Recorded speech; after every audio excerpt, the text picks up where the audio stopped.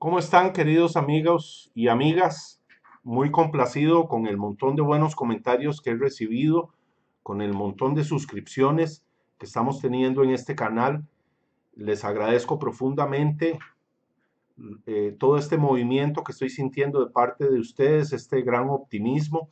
Es mi intención el poder educar en materia financiera al pueblo para que vayamos todos despertando, para que podamos en conjunto lograr un mejor mañana para todos nosotros, un mundo mejor.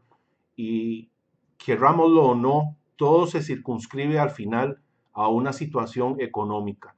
Mientras estemos bien económicamente, vamos a poder estar sanos, con buena alimentación, y vamos a poder estudiar y vamos a poder sacar a nuestras familias adelante, podemos llevarlas a pasear, podemos enaltecer la vida de los que nosotros queremos, y por eso es que estamos metidos en este asunto.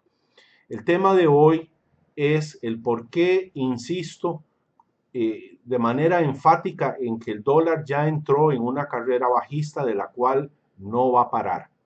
He recibido algunos comentarios interesantes que me dicen que yo estoy tal vez exagerando un poco, toda vez que cuando vemos atrás en el tiempo los gráficos del precio del dólar, pues la verdad es que no se ve tan mal la situación actualmente, pero hay que analizar el dólar en el contexto actual, que es un contexto muy especial. Estamos viviendo una situación que nunca antes la humanidad ha vivido. Es un territorio completamente desconocido para lo cual no tenemos antecedentes y por tanto no sabemos exactamente qué va a pasar o cómo vamos a resolver los acontecimientos que están por ocurrir. Entrando a materia directamente, narrando secuencialmente las razones por las cuales yo esgrimo enfáticamente que el dólar va a seguir cayendo sin detenerse. Arrancamos con Donald Trump, que hace relativamente corto tiempo mencionó que el dólar está muy fortalecido y que tiene que bajar el precio. Y a partir de ahí comenzó a bajar el precio. ¿Por qué es que Donald Trump está diciendo esto? Esto hay que entenderlo en el contexto de lo que se denomina la guerra de divisas. La guerra de divisas, al contrario de las guerras comunes, gana el que pierde. Y uno dice, pero ¿qué pasa aquí? ¿Cómo es este asunto? Bueno, vamos a hacer un poco de historia. Dice Gerald Celente, también lo dice James Rickards, que durante la Primera y la Segunda Guerra Mundial, en ambos casos, se observó antes de la guerra física, dos guerras de las cuales la población difícilmente se percata. Primero ocurre la guerra de divisas, después aparece la guerra financiera y después aparece finalmente la guerra física. Estoy hablando de las dos guerras mundiales. ¿Cuál es este asunto? ¿De qué se trata esto? Cuando un país exporta a otro, y hay competidores exportando el mismo producto terminado, uno como país podría ganar ventaja con solo devaluar la moneda, porque de esa manera se abarata el costo de las exportaciones cuando llegan a su destino. Al ocurrir esto, los países competidores reaccionan de la misma manera, bajan igualmente su moneda y empieza esta guerra de divisas que la gana el que pierde. Lógicamente, esto tiene un efecto a corto plazo de beneficio, especialmente para un sector que es el sector exportador. Pero a mediano y largo plazo tiene efectos muy negativos para la población, toda vez que la importación de bienes y servicios de consumo se encarecen, y esto hace también que el poder adquisitivo de la moneda se vaya deteriorando, se vaya erosionando. Entonces, al final, esta guerra de divisas tiene efectos altamente negativos. Aquí tenemos un comentario que hace Zero Hedge en abril 12, de cuando Donald Trump dijo que había que bajar, que había que devaluar un poco el precio del dólar, y entonces colapsó esos días, ¿verdad? Acá tenemos un gráfico muy interesante, bastante surrealista, que expresa lo que estoy diciendo. La actual guerra de divisas comenzó en el 2010 con la flexibilización cuantitativa. La flexibilización cuantitativa es el nombre eufemístico que le ha dado la Fed a lo que es una emisión inorgánica exagerada de dinero con tal de que la economía no colapse. ¿Por qué pasa esto? Porque al mismo tiempo Janet Yellen insiste en que hay que subir la inflación. Si toda la vida la inflación ha sido algo malo, ha sido algo terrorífico, de la noche a la mañana se volvió buena.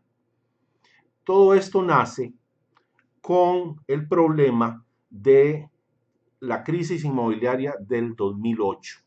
En ese momento la economía global colapsó y la Fed se vio forzada a tomar 700.000 millones de dólares del pueblo norteamericano para salvar a 4 bancos y 2 empresas. Específicamente, salvaron con dinero del pueblo a JP Morgan, Goldman Sachs, Citibank, Bank of America, General Motors y Berkshire Hathaway, la empresa, la gran empresa conglomerado de Warren Buffett.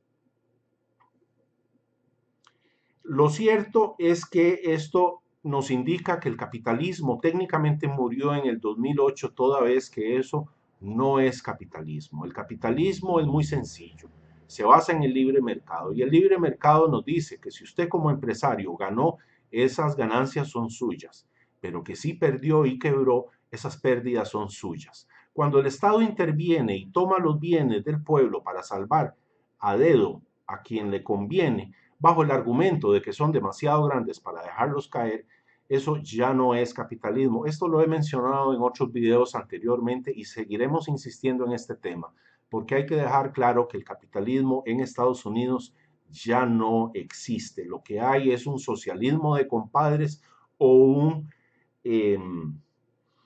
fascismo corporativo. Volviendo al tema de la inflación, ¿qué es lo que pasa con la inflación? Que en un escenario inflacionista el gobierno gana y el pueblo pierde. El pueblo pierde porque ve encarecido el costo de los bienes y servicios de consumo. Y el gobierno gana porque percibe mayor ingresos debido a los impuestos. En un escenario deflacionario, por el contrario, los precios bajan, el pueblo se ve beneficiado, pero el gobierno se ve afectado, toda vez que los ingresos por impuestos disminuyen. Entonces Janet Yellen, y es otro de los argumentos que esgrimo en este argumento, en este planteamiento, perdón, Janet Yellen insiste desde hace varios años en que tiene que haber una inflación del 2%. Nadie entiende por qué el 2%. Podría ser el 1.5%, podría ser el 1.8%, pero ellos necesitan que sea exactamente el 2% y no hay un solo razonamiento técnico que nos explique esto. Aún así, llevan años de que no logran ese 2%. Aparentemente esto no se logra porque hay una deflación extraordinaria global. Estamos teniendo la velocidad del dinero más baja de la historia y por eso la inflación no aparece. En este gráfico vean qué interesante cómo se expresa la guerra de divisas entre China y Estados Unidos, en la cual Estados Unidos le lanza lingotes de oro a China y China le lanza paquetes de dólares a Estados Unidos. Volviendo entonces al tema de la guerra de divisas, la inflación y todo este asunto, resulta que China entonces reaccionó a la flexibilización cuantitativa del 2010 bajando el yuan dramáticamente. Y esto es lo que expresa este dibujillo tan interesante. Aquí tenemos, y quiero mencionar este libro de James Rickards, que se llama Currency Wars o Guerra de Divisas. James Rickards es un experto con 30 años de experiencia en el manejo de valores, haciendo comercio en la bolsa de valores. Además, ha sido asesor del Pentágono, asesor de la CIA en guerra de divisas, guerra financiera y además es creador del proyecto Prophecy. El proyecto Prophecy es un proyecto que ya dio resultados. Se trata de detectar ataques terroristas antes de que ocurran con solo observar el comportamiento de la bolsa de valores. Entonces acá tenemos a don James Rickards, a quien yo recomiendo que puedan leerlo cuanto antes mejor, porque es el que más sabe de estos temas de guerra de divisas. Además es un gran experto en el manejo del oro. Así las cosas, en el juego de la inflación y la deflación, busca la Reserva Federal que el pueblo siga perdiendo y que el gobierno pueda ganarse algo. Por eso es que aparece este discurso de la noche a la mañana en el cual la inflación tenemos que verla como buena. Eso es de lo más absurdo que hay. Cualquiera que va al supermercado y nota que cada vez se compra menos con el dinero que uno tiene, comprende que la inflación es negativa. Aquel que me diga que está feliz porque está pagando más dinero por los productos es un completo mentiroso. Hay quienes dicen que estos grandes señores, estos políticos, viven en cada uno en una torre de marfil y que por eso no entienden la dimensión del sufrimiento del pueblo ante esta situación inflacionaria latente. Y digo latente porque la inflación no ha subido dramáticamente, aunque sí hay manifestaciones en diferentes sectores. La inflación no ha subido porque el 75% de la flexibilización cuantitativa quedó a resguardo en las bóvedas de la Fed, porque si hubieran lanzado ese dinero al mercado, ya hace muchos años que se hubiera desatado una hiperinflación galopante de consecuencias nefastas. El siguiente argumento por el cual insisto en que se va a dar una continua caída del dólar tiene que ver con la erosión del poder adquisitivo del dólar debido a la flexibilización cuantitativa. Aquí tenemos en este gráfico lo que es el balance general de la Reserva Federal. Obsérvese aquí, en el 2008 se tenía 800.000 millones de dólares, ¿verdad? Y cuando ocurre la debacle, salta y comienza a subir y sigue subiendo y por ahí del 2015 en adelante ya no subió más, pero no ha bajado. ¿Qué es lo que hay aquí? Hay 4.5 billones de dólares, es decir, millones de dólares en bonos del Tesoro estadounidense. Y el mecanismo es el siguiente: el Tesoro estadounidense emite estos papelitos muy bonitos con dibujitos muy hermosos que se llaman bonos y la Reserva Federal entonces entrega dinero a cambio de esos bonos. Pero entonces guarda el 75% de esos bonos y guarda el 75% de ese dinero para que no haya inflación. Y el 25%, el argumento que ellos tienen es que viaja a la economía para que la economía suba. Pero eso no es cierto. Lo que ha hecho es viajar a la bolsa y por eso es que la bolsa sube y sube y sube y ahí sí vemos inflación. Pero vemos cada vez mayor cantidad de cadenas de tiendas importantes como JCPenney, Sears, Payless, Radio Shack, varios restaurantes, la industria automovilística, todo el sector productivo de los Estados Unidos está desplomándose a una velocidad acelerada y muy alarmante. Quiero mencionar que de esos esos 4 billones de dólares de liabilities, ¿cómo es que se llama? Activos, vienen siendo como una deuda que tiene la Reserva Federal, representa un incremento del 400% en cosa de 8 años. Acá lo que tenemos es un sitio web muy interesante que se llama usdebtclock.org y aquí cuando lo tenemos en línea aparece aquí a la izquierda arriba donde dice US National Debt, aparece la extraordinaria suma de 19 billones de dólares.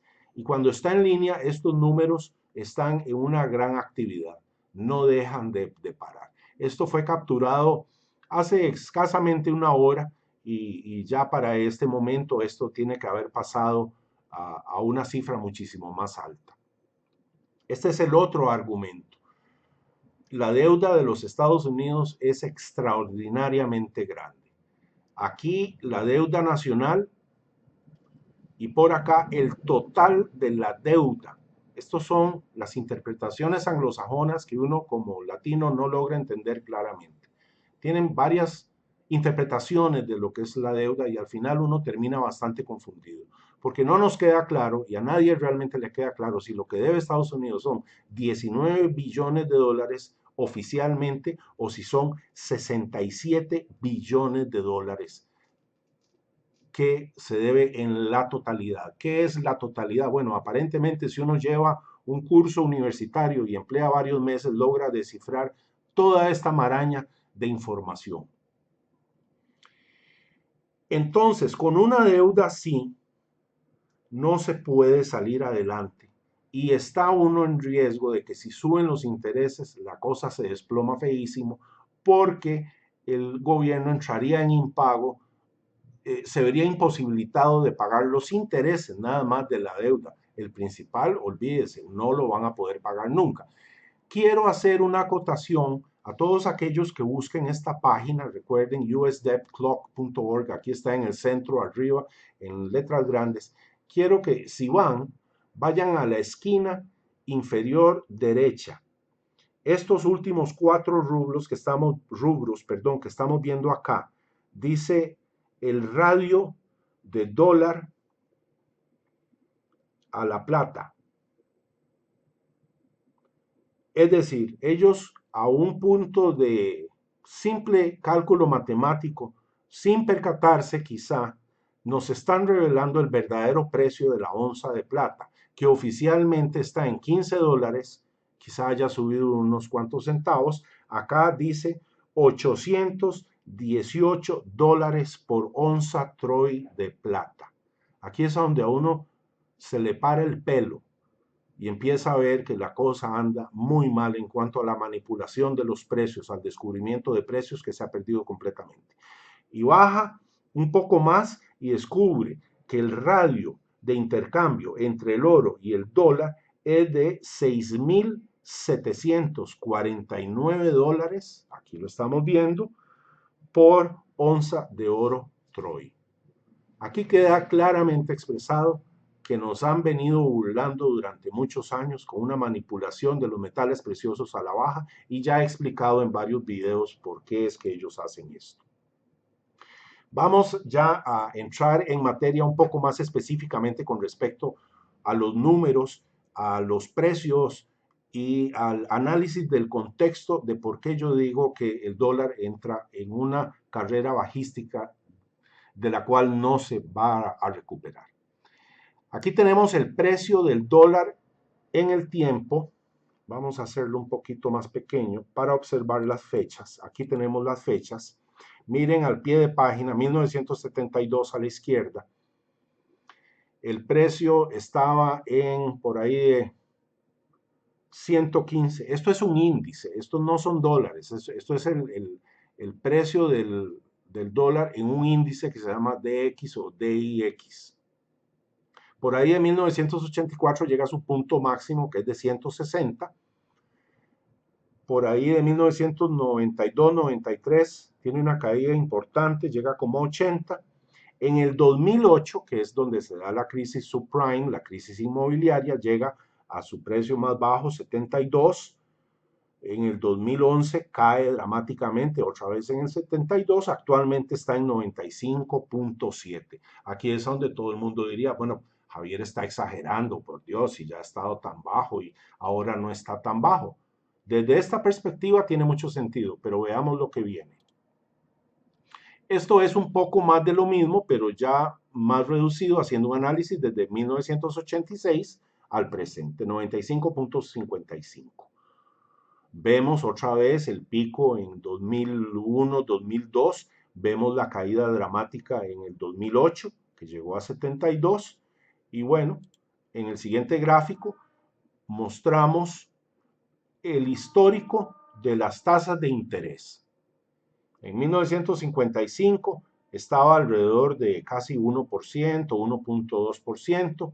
Su pico más alto fue casi 20% por ahí de 1980. Entre 1980 y 1985 es cuando más alto estuvo el interés, la tasa de interés de la Reserva Federal. Observemos entonces ahora, en el 2015, entre el 2010 y el 2015, la tasa de interés ha estado en cero. Es cierto que acá a la izquierda vemos que momentáneamente estuvo cercana a cero, ya aquí no está tan cercana a cero, está alrededor de 1, y a partir de ahí hace unas subidas, unas bajadas, nunca está en cero. Aquí a raíz, y aquí lo vemos, en el 2008 más o menos, vemos la caída drástica y entra en el 2009, 2010 literalmente en cero. Y permanece así 6, 7 años. Quiero dejar algo muy claro, durante 5.000 años la humanidad nunca ha tenido los intereses en cero. Y ahora, desde hace 2, 3 años, hay intereses negativos en Europa, en algunos países europeos y en Japón. Los intereses negativos no existen, son una falacia del lenguaje, son una aberración del lenguaje. Los intereses negativos no existen. Interés negativo se llama pérdida, pero el interés per se significa ganancia sobre algo. Y aquí lo que hay es pérdida. Lo que pasa es que entonces vivimos en un mundo orwelliano donde el lenguaje lo transformamos y empezamos a llamar las cosas con un nombre distinto. Vamos calentando motores y aquí está el gráfico que he preparado para ustedes con muchísimo cariño. Aquí observamos, vamos a la izquierda abajo, año 2000, interés 6.53%, precio del dólar 120, 125. Aquí todo anda bien. Cae a raíz de la burbuja de las .com, llega acá a 4.49%, más o menos en el 2003, sigue bajando el interés, 2005 sube un poco, aquí en el 2006 está en 5.25, baja, en el 2008 cae a 3.94, ¿verdad? Intentan, no, ok, 3.94%, por eso está esta línea amarilla acá. Aquí abajo estamos viendo ahora los intereses y aquí estamos viendo el precio del dólar. Vemos cómo entra al 2009 ya en cero, 0.15%. Es más, es decir, debajo de 1 ya es cero, aunque sea 0.15, aunque sea 0.9, aquí en el 2011 está en 0.9 y permanece desde el 2008 hasta el 2017 recientemente, logran subirlo a 0.65%. Quedemos claros en lo siguiente, toda economía se fundamenta en el ahorro y el ahorro se fundamenta en la tasa de interés. Cuando la tasa de interés está en cero, el ahorro es castigado y llega un momento en que desaparece. Y luego de 8, 9 años de interés cero, el ahorro desapareció, la economía desapareció. Esto no son habladas, estas no son teorías conspiratorias, esto es economía pura y sencilla. Más aún, esto es matemática. Aquí vemos cómo el precio del dólar empieza a subir en el 2014. Nos vamos acercando al presente. Aquí estamos en 2016, el año pasado. Y aquí, exactamente, esto es 2017, aquí lo estamos viendo, empieza la caída actual. Pero ¿qué es lo que pasa? Que ya esta caída es la sumatoria de todo este tiempo de los intereses en cero. Aquí Janet Yellen lo sube, puse esta línea de puntos que representa lo que ocurrió hace 1 o 2 semanas, donde finalmente llega a 1% después de casi 10 años de permanecer en cero. Y empieza ocurrir algo muy interesante. Es que la oscilación en el precio del dólar no es lo mismo en un escenario con intereses en 5 o 4% que un escenario de 0%. Son escenarios muy distintos. Y el juego de los intereses es que al bajar la economía se bajan los intereses para estimular a esa economía. Y al subir la economía se hace lo contrario.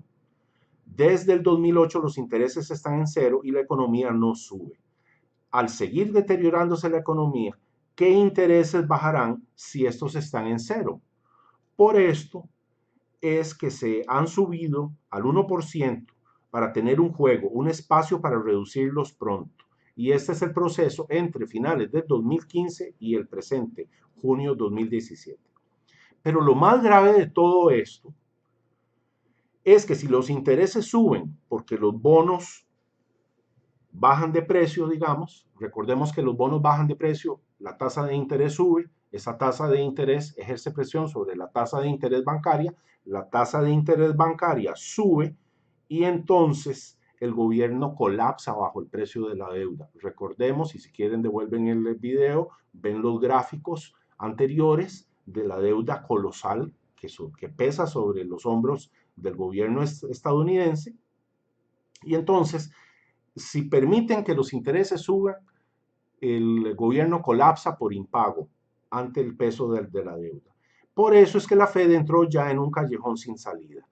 Este callejón sin salida es, si suben los intereses, colapsa el gobierno por el peso de la deuda. Y si no lo suben, vamos a quitar esto de acá. Y si no lo suben, colapsa el dólar. ¿Por qué colapsa el dólar? Porque sigue cayendo por exceso de emisión.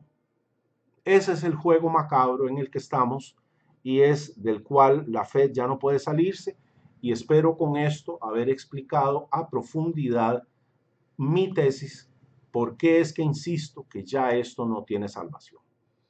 Muchas gracias por ponerme atención. Recuerden darle like y suscribirse a este canal y enviarme el montón de comentarios que ustedes quieran, que con muchísimo gusto vamos a estar contestándolos.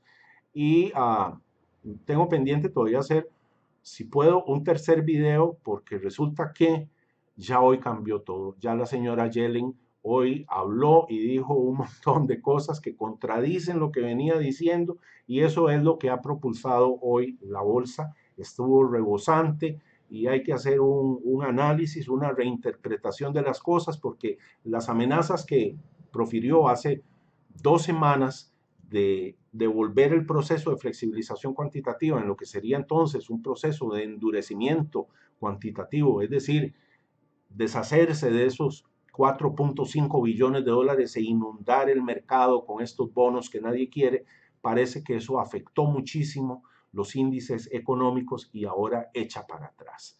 Otro signo más claro y evidente de que la Fed está totalmente arrinconada, que ya no pueden hacer absolutamente nada, y eso explica perfectamente por qué durante los últimos meses, incluido los últimos meses del gobierno de Obama, el gobierno de los Estados Unidos no ha hecho más que sonar los tambores de guerra, se ponen como los congos, los monos congos, a pegar gritos y amenazarse, y al final nada ocurre, porque resulta que una de las posibilidades de salir adelante ante una crisis es producir una guerra para echarle la culpa a la guerra de la crisis económica.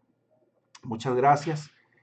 Espero que tengan mucha paz en su corazón, en su espíritu, y que la pasen muy bien, y les deseo mucho éxito económico y emocional en sus vidas. Chao.